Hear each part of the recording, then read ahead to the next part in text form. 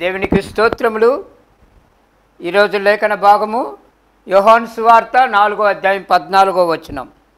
నేనిచ్చు నీళ్లు త్రాగు వాడు ఎప్పుడునూ దప్పికొనడు, నేను వానికిచ్చు నీళ్లు నిత్య జీవమునకై వానిలో ఊరెడు నీటి బుగ్గగా ఉండునని ఆమెతో చెప్పెను.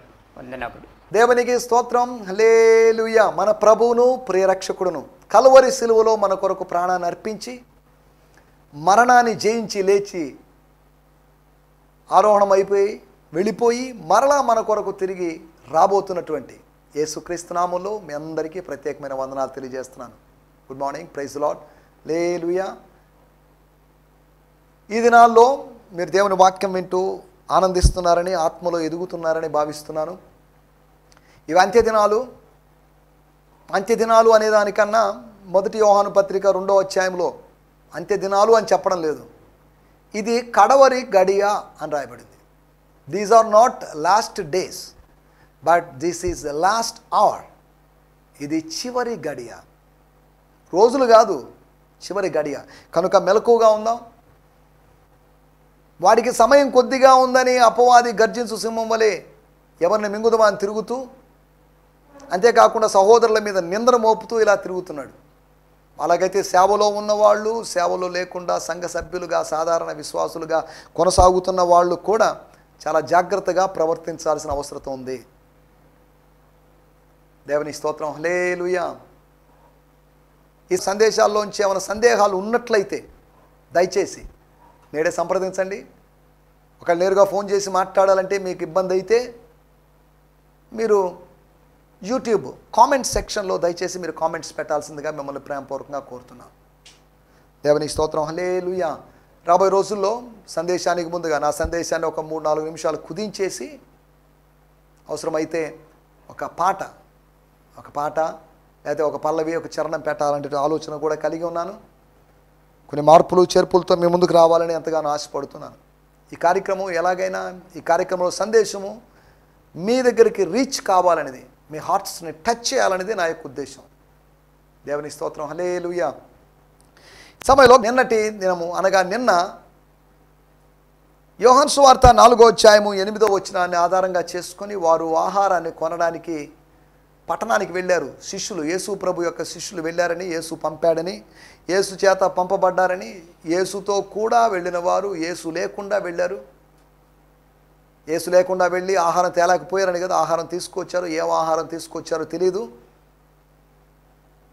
అది బహుశా మాంసం అయి ఉండొచ్చు అనేటువంటి కొన్ని తర్జుమాల ఆధారంగా చేసుకుని మాంసము, ఆహారము ఏదేమైనప్పటికీ నిత్యావసర వస్తువులు వాళ్ళ ముందున్నటువంటి ప్రయాణానికి కావలసినటువంటి, అనగా ఇంచుమించు 3 రోజుల ప్రయాణం. అది 3 రోజులు నడిస్తే కానీ గలిలయలోంచి యూదయాకి షార్ట్ వే సమరయ గుండా వచ్చినప్పుడు కనీసం 3 రోజులు పడుతుంది. ఇక సమరయ మార్గం గుండా వేరొక మార్గం గుండా వెళ్ళాలంటే ఇక అది అధికమైన రోజులు, ఇంచుమించు వారం రోజులు, 8-9 రోజులు కూడా పట్టే అవకాశం ఉందట. కాబట్టి షార్ట్ వేని వాళ్ళు ఎంచుకున్నారు. షార్ట్ వే అయినప్పటికీ కూడా 3 days జర్నీ ఉంది. అప్పటికి అది 1 రోజు అనుకుందాం. ఇంకా 2 రోజుల ప్రయాణం వాళ్ళ ముందు ఉంది. ఈ 2 రోజుల ప్రయాణానికి 12-13 మంది తినడానికి కావాల్సినటువంటి మెటీరియల్ కావాలి.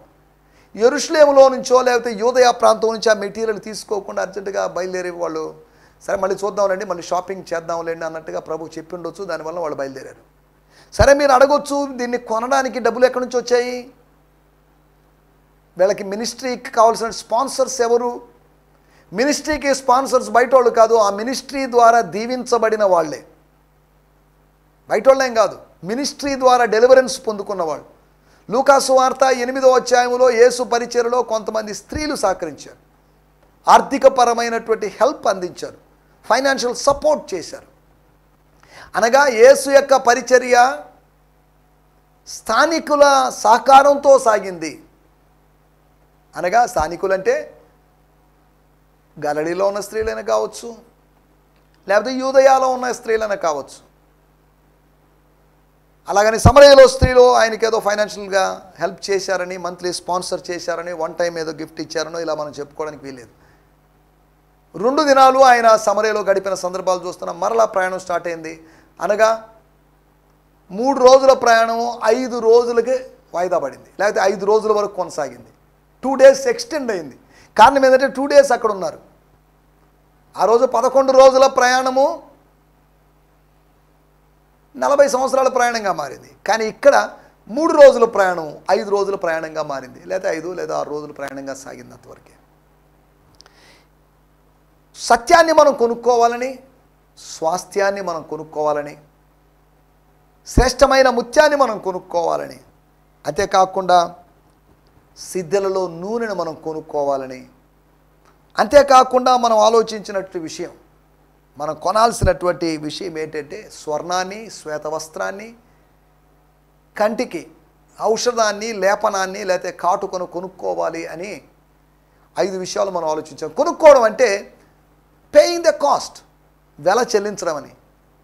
అది సులభమైన విషయం కాదని, అది తెగింపుతో కూడుకున్న విషయమని గత ఎపిసోడ్లో మనం మాట్లాడుకున్నాం. దేవునికి స్తోత్రం, హల్లెలూయా. ఈ సమయంలో మనం కార్యక్రమంలో ముందుకు సాగుదాం.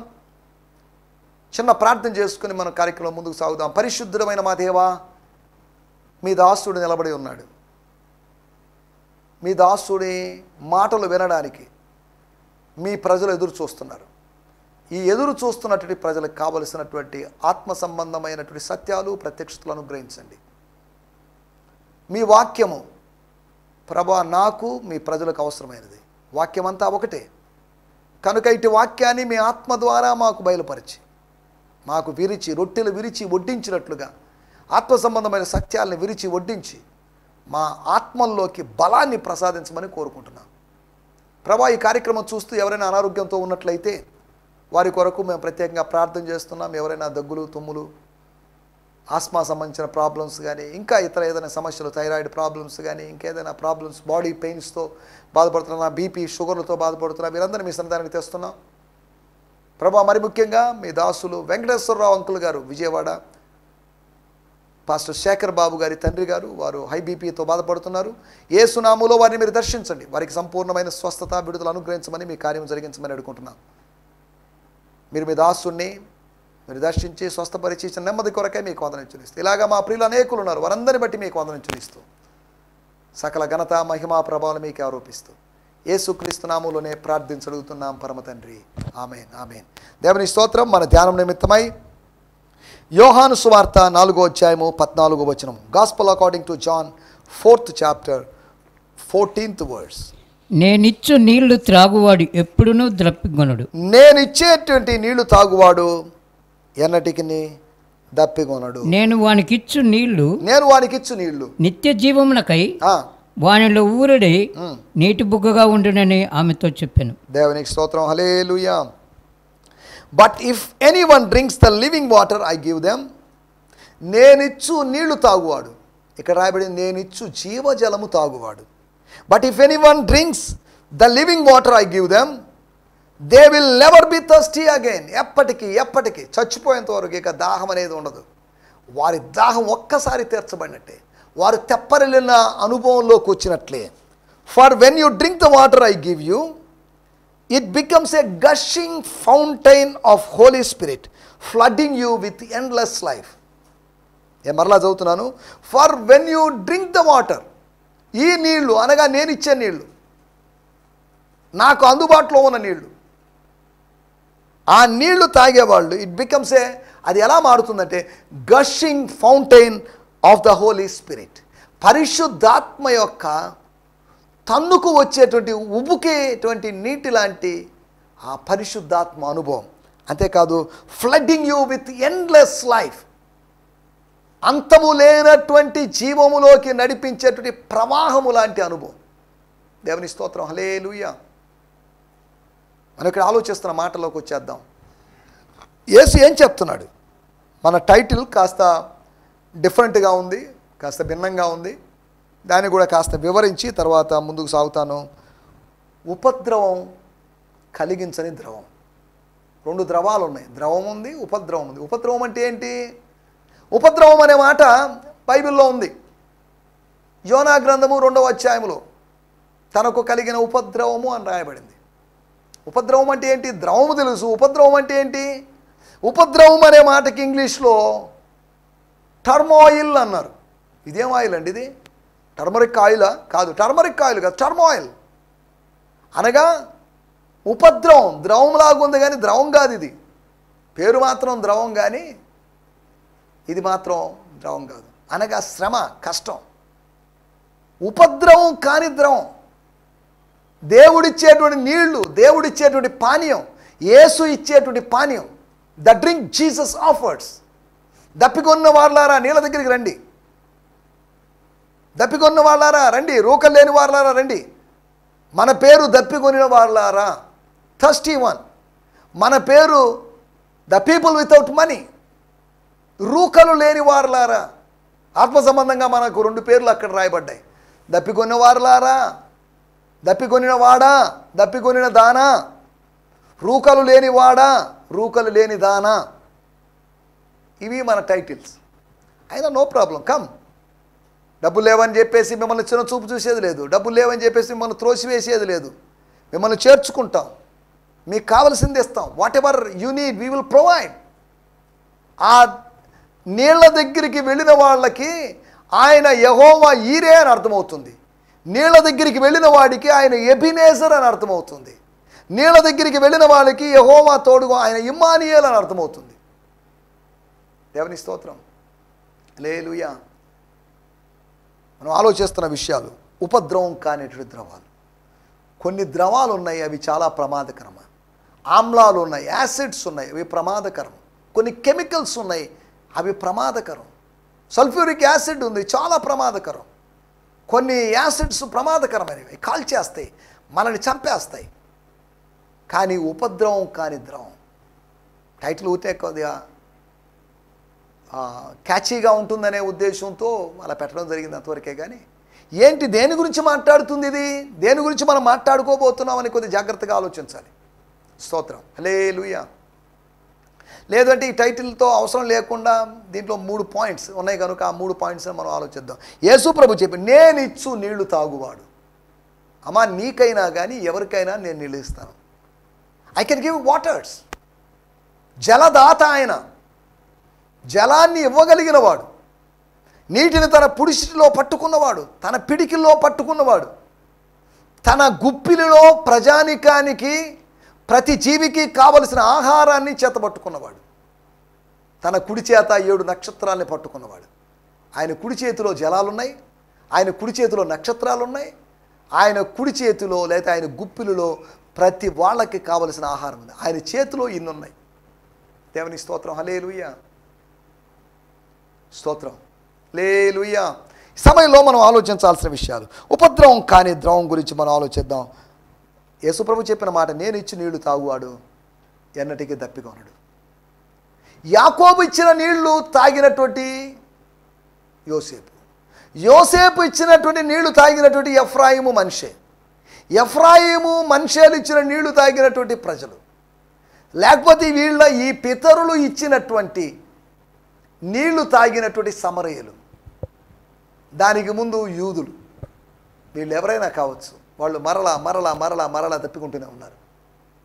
కానీ దాహాన్ని తీర్చడానికి పనికిరాని, ప్రయోజనకరం కాని భౌతికమైనటువంటి నీరది.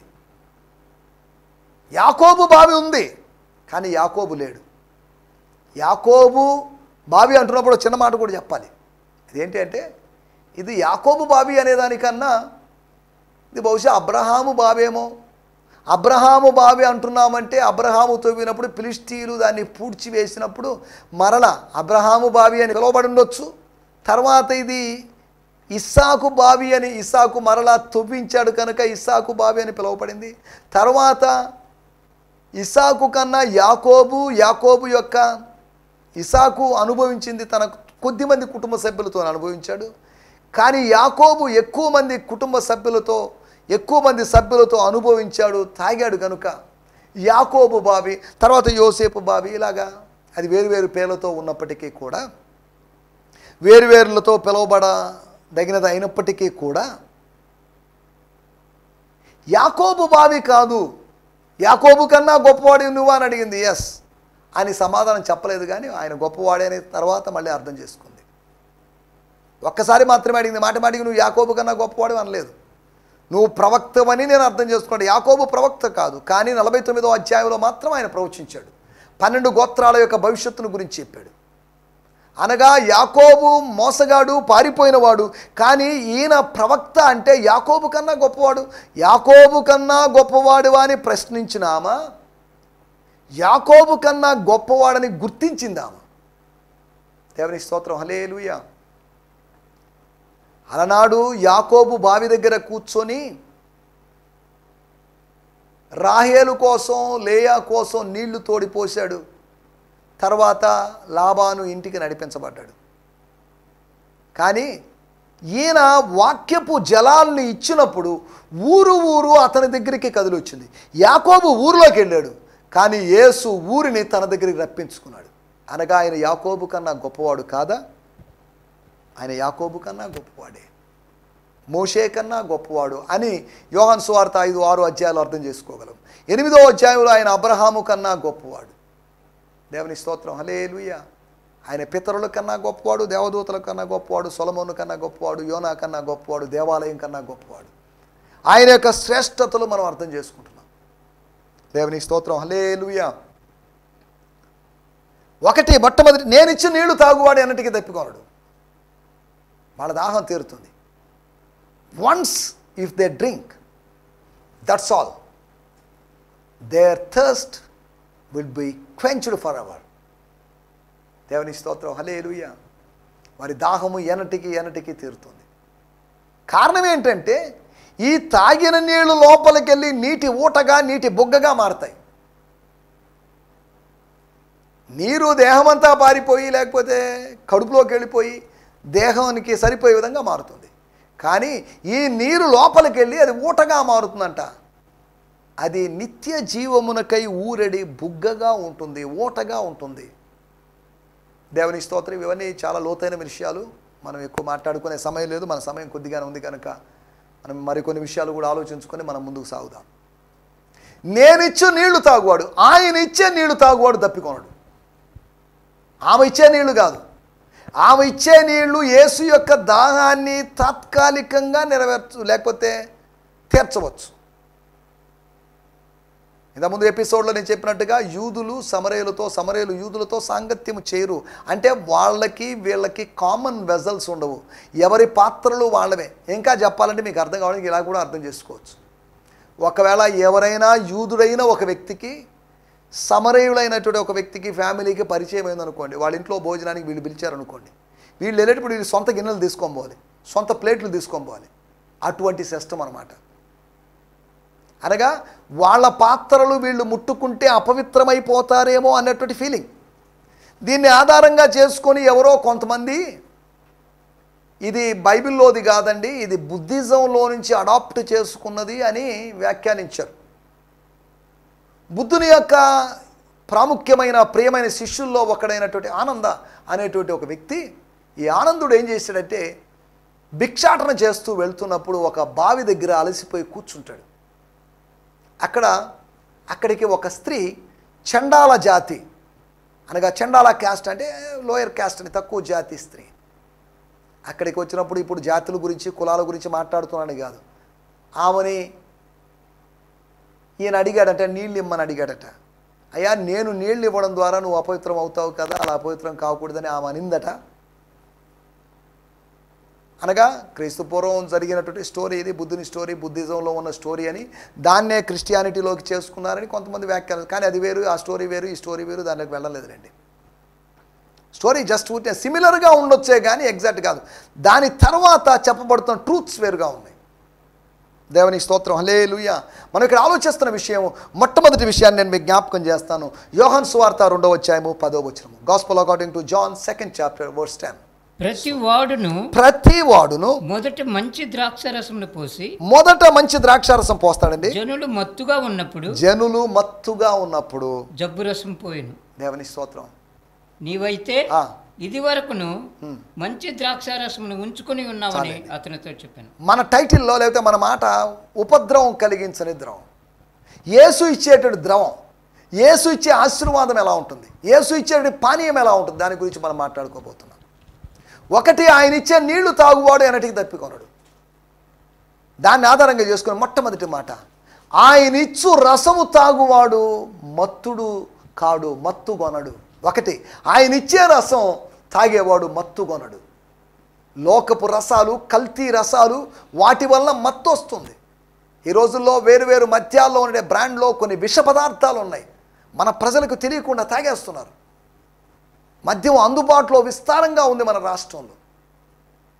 మద్యం ఎక్కడ చూసినా కానీ విపరీతంగా అమ్ముడవుతుంది. మద్యం ద్వారా ప్రభుత్వానికి ఎంతో ఆదాయం వస్తుంది.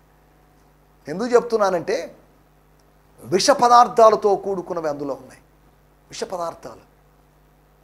యేసు ఇచ్చినటువంటి రసంలో, యేసు మామూలుగా ప్రతివాడు మత్తుగా ఉన్నప్పుడు, అనగా ప్రతివాడు ఇచ్చేటి రసము మత్తు కలిగిస్తుంది. యేసు ఇచ్చిన రసం మత్తు కలిగించదు. ప్రతివాడు పోసేటువంటి రసము మత్తు కలిగించే స్వభావం ఉంటే, యేసు ఇచ్చేటువంటి రసము మేల్కొలిపేటువంటి స్వభావం కలిగి ఉంటుంది. మత్తు కలిగించే ద్రవం కాదు మనకు కావాల్సింది. మత్తు కలిగించడం ఉపద్రవం. ఆ ఉపద్రవం కలిగించని ద్రవము కలిగినటువంటి దేవుని కుమారుడైన యేసు, ఆయన ఇచ్చిన ద్రవం ఏంటి అంటే, ఆయన ఇచ్చు రసము తాగినవాడు, లేకపోతే ఆయన ఇచ్చు రసాన్ని సేవించినవాడు ఎన్నడు మత్తుగొనడు. ఆత్మ సంబంధమైన మత్తుల్లోంచి మేల్కొల్పేటట్టు చేయడానికే మనకు పానీయాన్ని ఇస్తున్నాడు. ఆమర నిరాహార దీక్ష చేస్తూ శిబిరంలో ఉన్నారు, వాళ్ళని మేల్కొల్పడానికి నిమ్మరసం ఇస్తున్నారు, లేకపోతే పానీయాన్ని ఇస్తే లేపుతున్నారు. అలాగే నీ పాపపు మత్తులో, మతశాఖల మత్తులో, లోకపు మత్తులో, కులపు మత్తులో, ఇలాంటి మత్తుల్లో ఉన్నప్పుడు దేవుడు నీకు ఇచ్చే రసం ద్వారా, దేవుని కుమారుడు ఇచ్చే రసం ద్వారా నీకు మేలు కొలుపు కలుగుతుంది, కనువిప్పు కలుగుతుంది. లేకపోతే నువ్వు మేల్కుంటావు, నీకు అవేకనింగ్ వస్తుంది, మెలకు వస్తుంది. దేవుని స్తోత్రం, హల్లెలూయా. నేను ఇచ్చిన నీళ్లు తాగువాడు ఎన్నటికి దప్పికొనడు. ఆయన ఇచ్చిన నీళ్లు తాగువాడు దప్పికొనడు. మొట్టమొదటి విషయం, ఆయన ఇచ్చు రసం తాగువాడు ఎన్నడు మత్తుకొనడు. రెండో విషయాన్ని నేను మీకు జ్ఞాపకం చేస్తాను. యోహాను సువార్త 6వ అధ్యాయము 53-54 వచనాలు. కావున యేసు ఇట్లు అనెను, మీరు మనుష్య కుమారుని శరీరమును తిని, మీరు మనుష్య కుమారుని శరీరం తిని ఆయన రక్తము త్రాగితేనే కానీ, ఆయన రక్తం తాగితేనే గాని మీలో మీరు జీవము కలవారు కారు. నా శరీరము తిని నా రక్తము త్రాగువాడే జీవము గలవాడు, నిత్య జీవము కలవాడు. దినమున నేను వానిని లేపుదును. చాలండి. Jesus replied to them, listen to this eternal truth. Unless you eat the body of the Son of Man and drink his blood, you will not have eternal life. Eternal life comes to the one who eats my body and drinks my blood, and I will raise him up in the last day. స్తోత్రం, హల్లెలూయా. ఇక్కడ మళ్ళీ ప్రజల్లో వివాదం కలిగింది. ఏంటిది? ఆయన తన శరీరమును ఎలాగో తిననిచ్చును. ప్రభురాత్రి భోజనం గురించి కాదు. యోహాను సువార్త 3వ అధ్యాయం బాప్తిజం గురించి మాట్లాడడం లేదు. యోహాను సువార్త 6వ అధ్యాయం ప్రభురాత్రి భోజనం గురించి మాట్లాడడం లేదు. యేసును స్వీకరించడం, విశ్వాసం ద్వారా ఆయన్ని అంగీకరించడం గురించి మాట్లాడుతుంది. దీని ఎక్కువ వివరణలోకి వెళ్ళడం లేదు, మన సమయం అయిపోతుంది కనుక మనం ఆలోచిస్తున్నటువంటి రెండో విషయం ఏంటంటే, ఒకటి, ఆయన ఇచ్చు రసము తాగువాడు ఎన్నటికీ మత్తుగొనడు. రెండోది, ఆయన ఇచ్చు పానీయాన్ని తాగేవాడు. ఆయన ఇచ్చు పానీయం ఆయన రక్తమే. రక్తమాంసములు అనేవి ఒక వ్యక్తి యొక్క దేహాన్ని సూచిస్తున్నాయి. మాంసము, రక్తం. మాంసం ఉంటుంది, మాంసపు లోపల రక్తం ఉంటుంది. మాంసంలో రక్తం ప్రవహిస్తూ ఉంటుంది. అనగా తనను సేవించడం గురించి మాట్లాడుతున్నాడు. విశ్వాసముతో సేవించడం. ఆయన విశ్వాసం ఉంచువాడే నిత్య జీవం గలవాడు అనే మాట కూడా తర్వాత కనిపిస్తుంది. అనగా తినడము, తాగడం అంటే విశ్వసించడం. భౌతికంగా అవి తినడం, తాగడం, కానీ ఆత్మ సంబంధంగా అవి స్వీకరించడం, విశ్వసించడం. రెండో విషయం, ఆయన ఇచ్చేటువంటి పానీయం తాగువాడు మరణము చెందడు, ఎన్నడు మరణించడు. ఒకటి, నేను ఇచ్చేటువంటి నీళ్లు తాగువాడు ఎన్నటికీ దప్పికొనడు. ఆ స్టేట్మెంట్ని ఆధారంగా చేసుకొని ఆయనిచ్చు రసమును తాగువాడు ఎన్నడూ మత్తుకొనడు. రెండోది, ఆయనిచ్చు పానీయాన్ని తాగువాడు వాడు ఎన్నటికీ మరణం చెందడు. మూడో విషయాన్ని నేను మీకు జ్ఞాపకం చేస్తాను. యోహాను సువార్త 13వ అధ్యాయము 26వ వచనము. Gospel according to John 13 chapter verse 16. అందుకు యేసు నేను ఒక ముక్కను ముంచి ఎవనికిచ్చేదను వాడే అని చెప్పి ఒక ముక్క ముంచి సీమోను కుమారుడకు ఇస్కరియోతు యోదాకిచ్చెను. చాలండి. The one I give this piece of bread to after I have dipped it in the bowl. Jesus replied, then he dipped the piece of bread into a bowl and handed it to Judas Iscariot, son of Simon. యేసు ప్రభు యోహాను సువార్త 13వ అధ్యాయంలో పస్కా విందు ఆచరణలు. ప్రభురాత్రి భోజనం కాదు ఇది, పస్కా విందు. పస్కాని ప్రభురాత్రి భోజనాన్ని కన్ఫ్యూజ్ కావద్దు. అక్కడ రాయబడిన మాటలు సూపులో ముంచాడు, ద్రవములో ముంచాడు. యేసు ఆఫర్ చేస్తున్న ద్రవం చూడండి. ఏంటి ఆ ద్రవం? ద్రాక్షారసమే. కానీ దాని గురించి ఏం మనం అర్థం చేసుకోవాలి? ప్రభురాత్రి భోజన సందర్భంలో మన స్థానిక సంఘాల్లో, మన మందిరాల్లో ఇచ్చేటువంటి రసం. ఆయన తన రక్తాన్ని ఇచ్చాడు, తనను తాను అప్పగించుకున్నాడు, తనను తాను పానీయంగా మార్చుకొని, ఒక ద్రాక్ష పండు చితక్కొట్టబడి క్రష్ చేసి, లేకపోతే పాత రోజుల్లో గానుగులో తొక్కబడి, అలాగే మనుష్య కుమారుడు మన కొరకు రొట్టెగా మారాడు, రసంగా మారాడు. గోధుమ గింజ ఆయన రొట్టెగా మారాడు. ద్రాక్ష పండు లాంటి ఆయన రసంగా మారాడు. మన కోసం రొట్టెగా రసంగా మారినటువంటి ఆయన.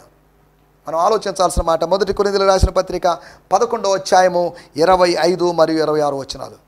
ఆ ప్రకారమే భోజనమైన పిమ్మట, భోజనం తర్వాత, పస్కా భోజనం తర్వాత ఆయన పాత్రను ఎత్తుకొని, ఆయన ఒక పాత్రను ఎత్తుకొని, ఈ పాత్ర నా రక్తం వలనైన కొత్త నిబంధన. మీరు దీనిలోనిది త్రాగునప్పుడల్లా నన్ను జ్ఞాపకం చేసుకున్నటకై దీనిని చేయుడని చెప్పి. చాలండి. దేవునికి స్తోత్రం. హల్లెలూయా. ఆయన ఇచ్చు నీళ్లు తాగువాడు ఎన్నడూ తప్పికొనడు. అది మన మూలవాక్యం. ఒకటి, దాన్ని ఆధారంగా చేసుకుని మనం ఆలోచించే మాట, ఆయన ఇచ్చు రసము తాగువాడు ఎన్నడూ మత్తుకొనడు. నంబర్ 1. నంబర్ 2, ఆయన ఇచ్చు పానీయాన్ని సేవించువాడు వాడు ఎన్నడూ మరణం చెందడు. మూడోది, ఆయన ఇచ్చు పానీయాన్ని లేకపోతే ఆయన ఇచ్చు రసాన్ని, ఆయన పస్కాలో ఇచ్చిన రసాన్ని, ఆయన ఇచ్చిన సూపుని సేవించిన వాడు 2 విషయాలు ఉన్నాయి. ఒకటి జ్ఞాపకం చేసుకుంటాడు, 2 ప్రచురం చేస్తాడు. ఒకటి ఆయన మరణాన్ని జ్ఞాపకం చేసుకుంటాడు, రెండోది ఆయన మరణాన్ని ప్రచురిస్తాడు. He will remember the death of Jesus Christ and he will declare the death of Jesus Christ. దయచేసి తల్లోంచండి, చిన్న ప్రార్థన చేసుకుందాం. పరిశుద్ధమైన మా దేవా, మీకు వందనాలు. మీరిచ్చు ద్రవాలు ఉపద్రవం కాని ద్రవం. సేవిస్తే ఏం జరుగుతుంది అనే మాటలు మేము అర్థం చేసుకున్నాం. మీరిచ్చు రసము తాగువాడు మత్తుకొనడని, మీరిచ్చు పానీయాన్ని సేవించువాడు వాడు మరణం చెందడని, అంతేకాకుండా నువ్వు ఇచ్చు ఆ పానీయాన్ని, ద్రవాన్ని, మీ రక్తాన్ని సేవించినవాడు మరిచిపోడని, వాడు ఎన్నటికీ మరిచిపోడని, వాడు గుర్తు చేసుకుంటాడని, జ్ఞాపకం చేసుకుంటాడని మీరు మాకు తెలియజేసిన మాటల కొరకే మీకు వందనం చెల్లిస్తూ యేసుక్రీస్తు నామములోనే ప్రార్థించడుగుతున్నాం పరమ తండ్రి. ఆమేన్, ఆమేన్, ఆమేన్. దేవునికి స్తోత్రం. మీ అందరికీ వందనాలు. ప్రభు మిమ్మల్ని దీవించునుగాక. హల్లెలూయా. స్తోత్రం. ఈ సందేశము మీకు ఆశీర్వాదకరంగా ఉందని నమ్ముచున్నాము. ప్రార్థన అవసరతల కొరకు మమ్మల్ని సంప్రదించవలసిన మా చిరునామా గిద్యోన్ మిషన్ చర్చ్, 6వ వీధి, శాంతినగర్, నెల్లూరు 4, ఆంధ్రప్రదేశ్. పిన్ 524004. మా ఫోన్ నంబర్లు 7036443613 మరి ఒక నంబర్ 9392293010. మా ఈమెయిల్ ఐడి gfihmi2015@gmail.com. దేవుడు మిమ్మును ఆశీర్వదించునుగాక. ఆమేన్.